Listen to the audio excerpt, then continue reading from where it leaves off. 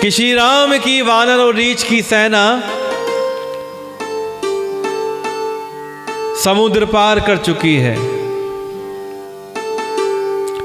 और वहां पर श्री राम जी बैठे हुए हैं, अपनी परिषद से चर्चा कर रहे हैं। लीला देखिए प्रभु की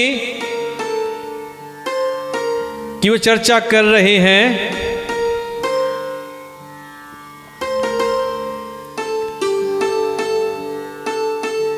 और सुग्रीव की जंघा पर गोद में सर रखकर लेटे हुए हैं और सबसे पूछते हैं कि बताओ चंद्रमा में जो दाग है, ये दाग क्या है, दाग क्यों है?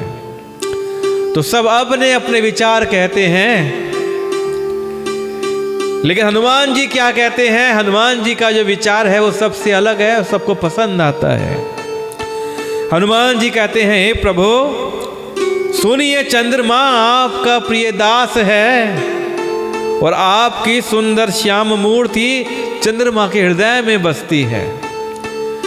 और जो आपकी मूर्ति चंद्रमा के हृदय में बसती है, वही जो श्यामपन है, वही जो सांवलापन है, उसकी झलक चंद्रमा में नजर आ जाती है। आइए, और इस बात को सुनकर, पवन पुत्र हनुमान जी के वचन सुनकर श्री राम जी खूब हंसे और फिर दक्षिण की ओर देखकर कृपा निधान प्रभु बोलते हैं। उनकी नजर कहां जाती है? दक्षिण की तरफ। यहां पे रावण का महल है, रंग महल है। कि पवन पुत्र हनुमान के वचन सुनकर रघुनाथ जी हंसने लगे। रघुनाथ जी दक्षिण की तरफ देखते हैं और बोलते हैं कि हे विभीषण, दक्षिण दिशा की ओर देखो, बादल कैसा घुमड़ रहा है और बिजली चमक रही है। भयानक बादल मीठे मीठे हल्के हल्के स्वर से गरज रहे हैं, कहीं कठोर ओलों की वर्षा तो ना हो जाए। क्योंकि राम जी ने पक्के मकान तो है नहीं ना, वानर सेना ठहराई हुई है, टेंट लगा के, कैंप लगा के, तंबू लगा के, तो ऐसा ना हो जाए कहीं कठोर ओलों की वर्षा हो जाए।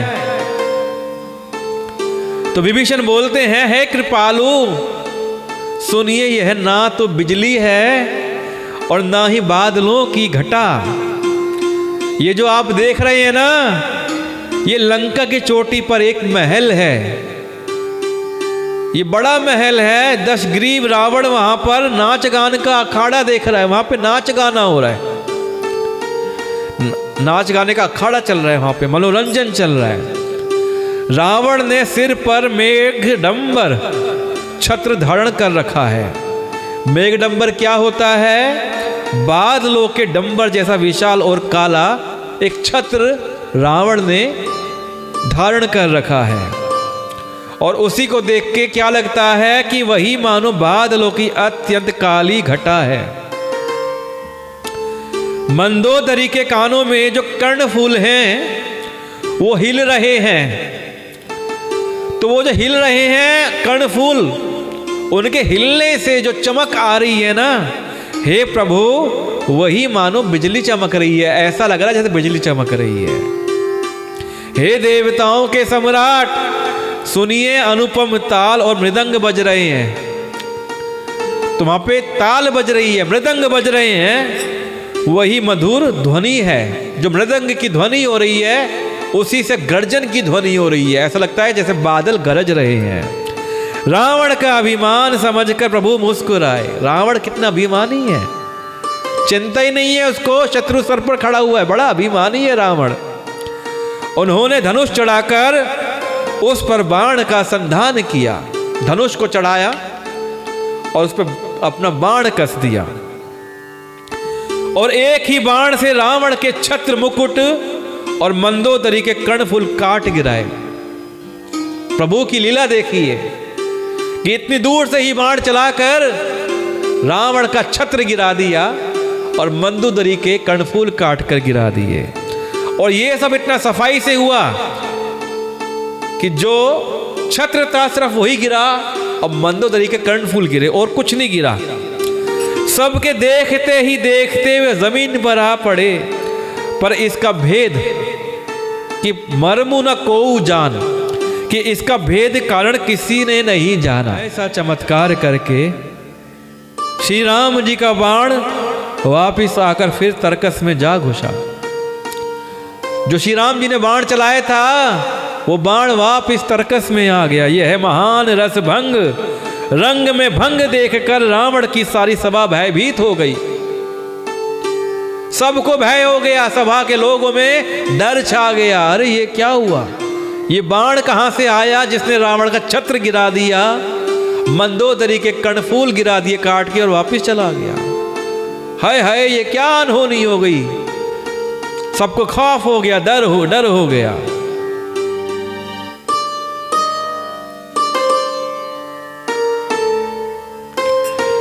कि रावण का रस भंग हो गया, सारी सभा भयभीत हो गई। पूरी सभा में भय व्याप्त हो गया, सबको डर लगने लगा। ये बाण कहां से आया जिसने रावण का छत्र गिरा दिया, मंदोदरी के कर्णफूल गिरा दिए। न भूकंप हुआ, न बहुत जोर की हवा चली, आंधी चली, और न कोई अस्त्र शस्त्र नेत्रों से किसी को दिखा। फिर यह छत्र मुकुट और कर्णफूल कैसे कटकर गिर पड़े। अच्छा, जो श्री राम ने बाण चलाया वो वहां पर किसी को दिखा ही नहीं।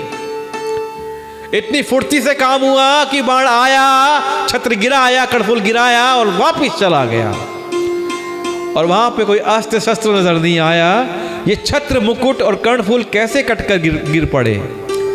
रावण का मुकुट गिरा पड़ा है, छत्र गिरा पड़ा है, कर्णफूल गिरे पड़े हैं, और सभी सोच रहे हैं ऐसा कैसे हो गया। सभी अपने अपने हृदय में सोच रहे हैं कि ये तो बड़ा भयंकर अपशकुन हो गया है कि मुकुट नीचे गिर गया है, छत्र नीचे गिर गया है। सभी को भयभीत देखकर रावण ने बात को संभालते हुए, रावण ने हंसकर युक्ति रचकर ये वचन कहे कि सब लोग भय में आ गए हैं, डर गए हैं। तो बात को बनाए रखने के लिए रावण ने हंसकर कहा कि सिरों का गिरना भी जिसके लिए निरंतर शुभ होता रहा है, उसके लिए मुकुट का गिरना क्या अपशकुन होता है। तो रावण ने क्या उदाहरण दिया, मेरे तो सर हैं 10 सिर, ये सर गिरते रहते हैं, मुकुट के गिरने से क्या फर्क पड़ता है। अपने अपने घर जाकर सो रहो, डरने की कोई बात नहीं है, जाओ अपने अपने घर चले जाओ और सो जाओ, डरने की कोई बात नहीं है। तब सब लोग सर नवा कर घर चले गए। जब से कर्णफूल पृथ्वी पर गिरा, तब से मंदोदरी के हृदय में सोच बस गई।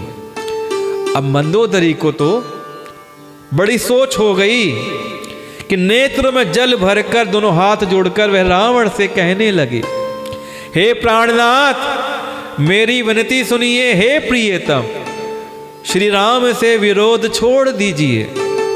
उन्हें मनुष्य जानकर मन में हट न पकड़े रहिए कि अगर आपको लगता हो मनुष्य हैं और आप हट कर रहे हैं तो ये हट छोड़ दीजिए। मेरे इन वचनों पर विश्वास कीजिए कि वे रघुकुल के शिरोमणि श्री रामचंद्र जी विश्वरूप हैं। यह सारा विश्व उन्हीं का रूप है। वेद जिनके अंग अंग में लोगों की कल्पना करते हैं कि देखिए रावण की पत्नी मंदोदरी भी श्री राम जी के गुण गा रही है। उसने श्री राम को चराचर जगत के स्वामी नारायण को पहचान लिया है और वो बात अपने पति रावण को समझाना चाहती है।